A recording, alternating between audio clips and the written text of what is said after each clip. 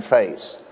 And I believe in a limited role of government. And so, I don't think that California ought to be able to tell parents, you need to have gender-affirming care for the children. The government should not do that.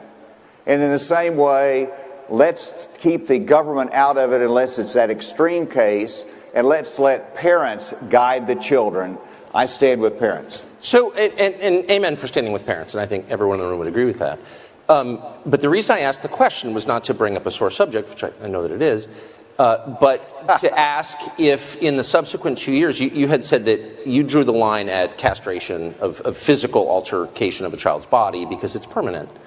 But in the subsequent 2 years, I think we've learned that hormone therapy for prepubescent children is permanent. It changes the bone structure, it changes the brain of the child. A lot of people believe, including me, that it destroys the child's life. But it is permanent. It's not reversible. So given that and the standard you just articulated, do you have different feelings? I mean, this is a permanent change we are making to a child. Why would we allow that if we don't allow surgery?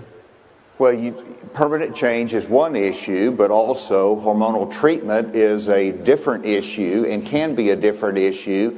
And whenever you look at the bill that I vetoed, there was not any grandfather clause in there. Again, I respect legislators that have a different view, but I think independently, I think of the parents, I think of the Constitution, and actually the court, if you read the decision of the federal judge that struck it down as unconstitutional, really sided with parents as well. But how is it treatment? I guess that's my question. If you have a child who says, who's born a boy, I want to become a girl, he hasn't gone through puberty yet, he's say 10.